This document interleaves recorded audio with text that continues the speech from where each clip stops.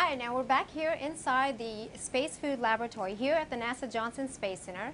And again, earlier we've been talking about some of the preparation and talking about food and some of the menu items that the crew aboard the International Space Station will be having this Thanksgiving. And again, we are here with Vicki Claris, our NASA food scientist. Tell me, this is just another area of that food lab, so tell me exactly what area are we in right now? Okay, what you see behind you is our packaging room, and so it's really a commercial portable clean room that we've converted into a packaging area. So all our packaging equipment is inside. It has HEPA filters that filter the air to help keep the contamination possibilities down when we're packaging food. And so the type of food that we do all our beverages would be packaged here, like we have in this package, Okay. and all our freeze-dried items, as well as our bite-sized products like M&Ms, cookies, crackers, candies. All of those items would be packaged in the equipment that you see here in this facility. Okay, great. And so tell me a little about the packaging. What do we have? What kind of packaging is this? The beverage package, all of our beverages are in powdered form.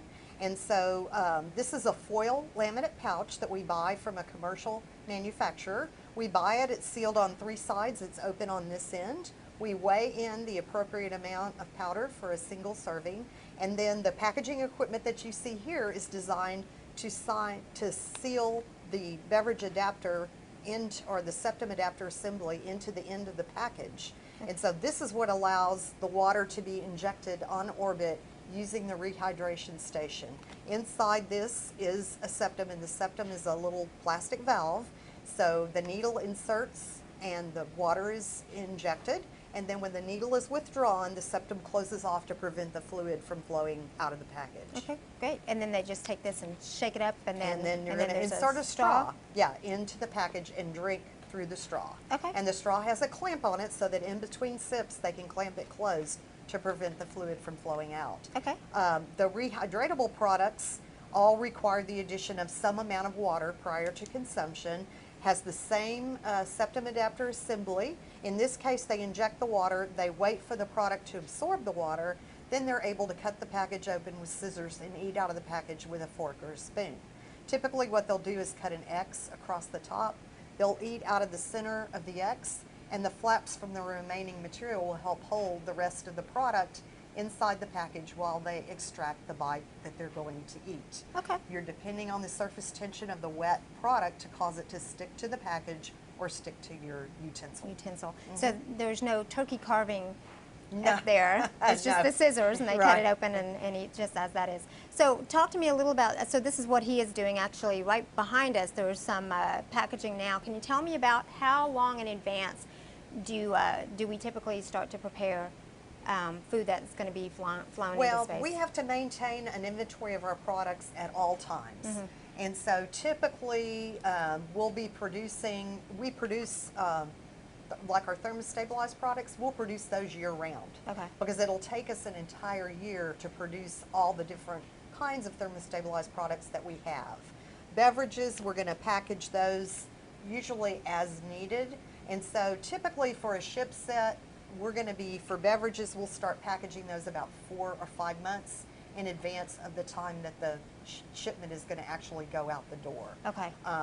And rehydratables, usually we try to package those within about a 6 or 8 month period prior to the shipment going out the door. Okay, great. So this is the packaging, but talk to me a little about the packing. How is this food packed to go up into the International Space Station? Well, we have a couple of different options for actually the containers that we use to send the food to orbit. One is a collapsible metal food container. Typically we use that when we're sending food on the Progress, because the Progress has slots built into it that hold those containers. Another option that we often use is what we call our bulk overwrap bag. It's really just a large plastic bag that we overwrap the contents of one of those metal containers in. Okay. And we're typically using that when we're sending food on the ATV or HTV. Okay, and these are cargo ships of the different agencies. Right, yes. So we have the The Progress is unmanned the Russian cargo vehicles, yes. Right, okay. Okay, and now with SpaceX, the new commercial cargo carrier, Right. we're also using the bulk overwrap bags, the plastic overwrap bags, which I can show you later. Sure. And they take those and actually put them inside of the crew transfer bags or the MO2 bags, the different, we have an example of one in there in the lab as well. Okay. But they typically take those bulk overwrap bags and stow them inside another container to get them to orbit. Great. Okay, now, as you know, we've been answering some questions from Twitter that we polled, and thanks to our Twitter followers for sending us these questions. Now, one of the questions, and this kind of talks about the future space food system, so I'd like for you to kind of go on and talk to me a little about what technologies we're exploring for a space food system, because obviously International Space Station is one place, and then there are further destinations that we'd like to go, Right. and we need food to sustain us for longer periods of time. One of these questions are, given a true space galley, this comes from Todd Templeman, what's the most useful edible we could grow in an attached greenhouse? Thanks. Okay, so there's two ways to look at that question. In transit, if you were, say, on your way to Mars on a 6-month mission, which now we know it'll take, with current propulsion, it'll take about 6 months to get there, you could grow some crops during the transit.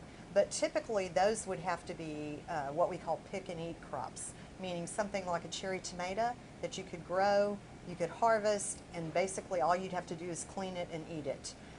Because in microgravity, you're not really going to be able to do a lot of elaborate processing of crops or elaborate cooking, because without gravity that gets very, very difficult. So it's not really practical to think about growing wheat in microgravity and then having to mill it into flour. That's not going to work in microgravity. Sure. But when you get to the surface of the moon or Mars, and you're on the surface where you have at least partial gravity, you can certainly then begin to think about the possibility of either growing crops to help you recycle your air and water, and then also using them as part of your food system. Or also the possibility of taking like bulk ingredients with you, say like flour, and then doing more elaborate cooking. So not having our food already prepared, but actually kind of putting ingredients together to prepare a dish. Real cooking. Probably you're not going to do that 100% because it does take a lot more crew time. Mm-hmm. And so in that situation, it's probably going to end up being a mix of prepackaged foods and perhaps stuff that you prepare. It's kind of like the cooking I do at home. Right, exactly. All right, great. Well, thank you. That's a wrap on the food wrap here and how it's wrapped here at NASA, the NASA Space Food Lab, again with Vicki Claris. From our kitchen to yours, happy Thanksgiving.